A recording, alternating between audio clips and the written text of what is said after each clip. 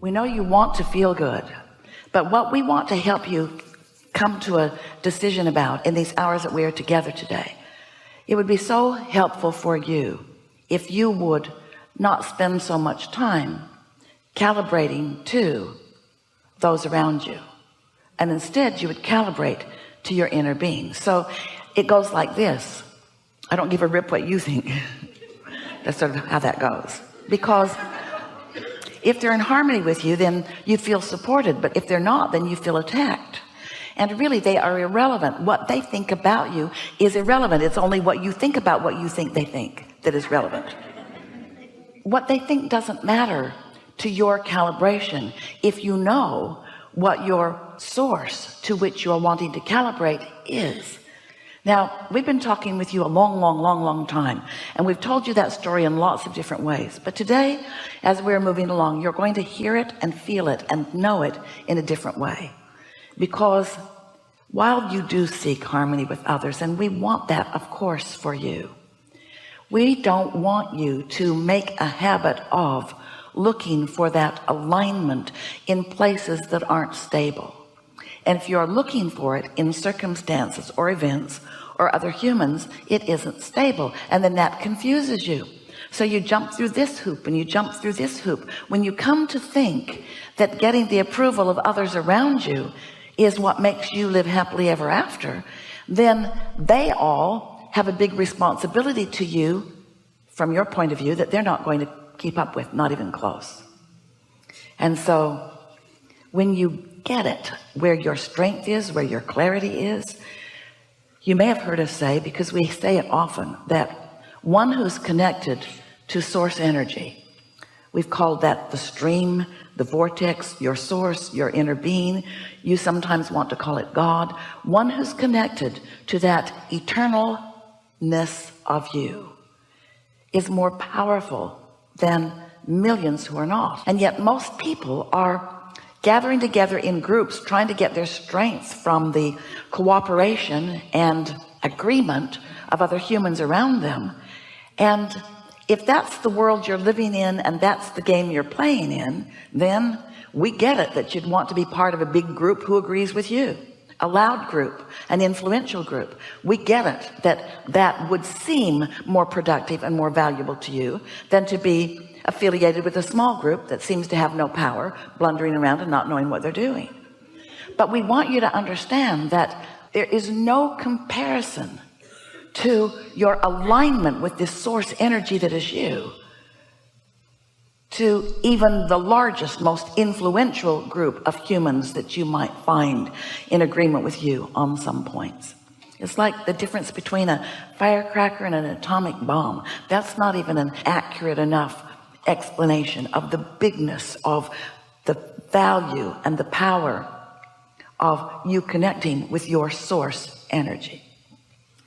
So you came into this body knowing that you would experience the variety and contrast of this magnificent balanced environment, so that you, brilliant, genius, blessed creator that you are, could come to your own conclusions from where you stand as you move along of what you prefer now. Now what do you prefer? Now what?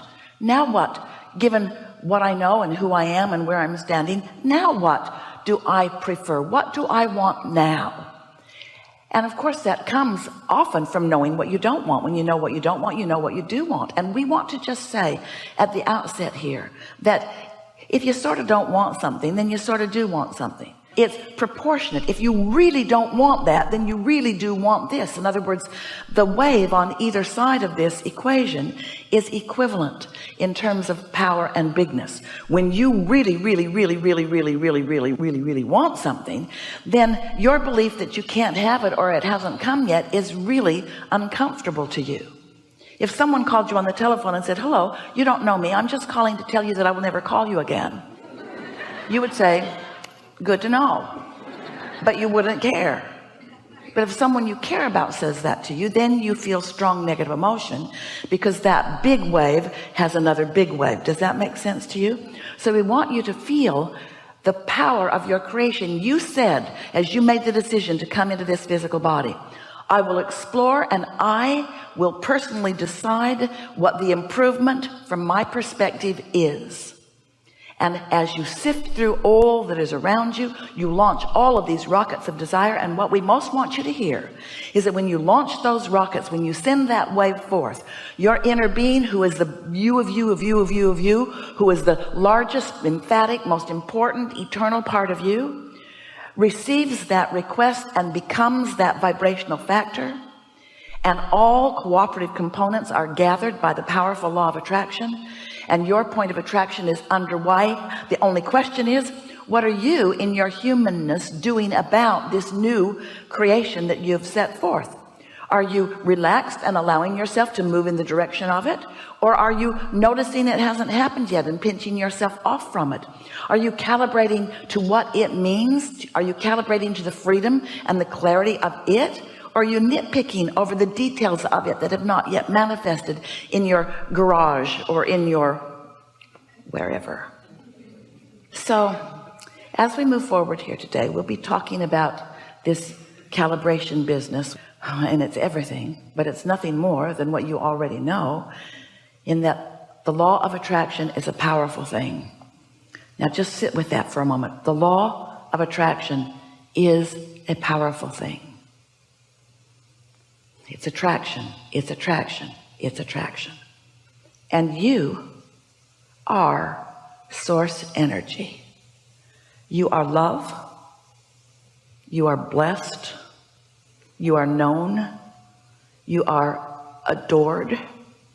And when you sync with that part of you, you are powerful.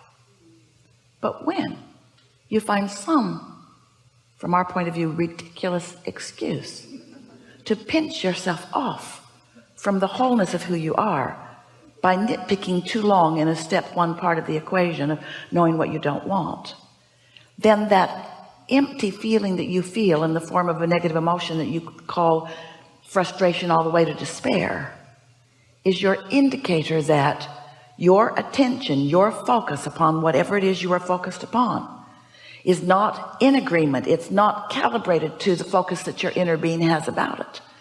And in this opposite or opposing calibration, you have factored yourself out of that point of attraction, and now you are in a different point of attraction. Does that make sense to you? That's what negative emotion is. That's what it is every time. Negative emotion is your indicator that you are attracting without your true power, that you are attracting in opposition to who you really are. If you are mean, that's what it means. If you are angry, that's what it means. If you feel lonely or lost, that's what it means. You, because it's attraction, and by the thoughts that you are choosing to think, are disallowing you to be part of the you that is so very different from that.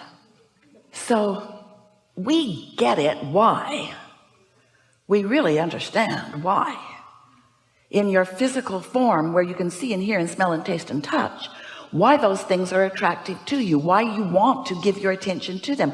We get it, why you calibrate to conditions. You can see them and hear them and smell them and taste them and touch them, and you can blog about them and talk about them and read about them and join other groups who are doing the same thing about them. We get why you're calibrating to conditions. They're vivid.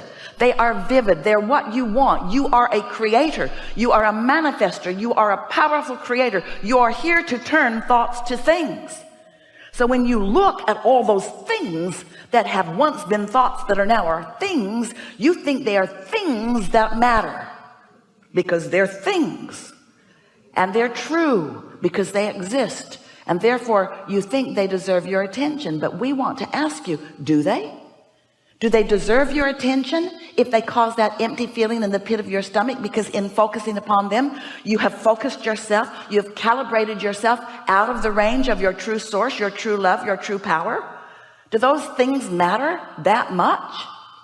Well, now, sometimes as you're sifting and sorting, there are so many things of a physical nature. There are so many people in situations. There are so many things. There are so many manifested things that calibrate you to the whole of who you are. There's beauty all around you. There are loving people all around you. There are wonderful things all around you. We're not saying ignore them. We're saying calibrate to the best of them. Calibrate to the positive aspects of them. Calibrate to the parts of them that you want to be the basis for your point of attraction. But we are also saying, don't count on them, because the best of them will let you down every single time, because it's not their job to be your point of calibration. You have an inner being for that. You have a source energy for that. You have that non-physical part of you who said, you go forth and mix it up in the physical world and discover things that could be more and could be better for you and all that is. And when you find them, and you're going to find them by finding the absence of them often first. You're going to calibrate to the absence of them, and you're going to launch a rocket of desire about the presence of them. And you and others like you are going to create a vibrational reality that is the future experience of mankind. And to the degree that you at any point in your humanness calibrate yourself to that vortex, then that is your world now. You don't have to wait for one other person to catch on. You don't have to teach the world, because you don't need big numbers for this. You need calibration. You don't need everybody to get it and everybody to do it in order for you to be calibrated to your power and your clarity and your pleasure and your you-ness, you see.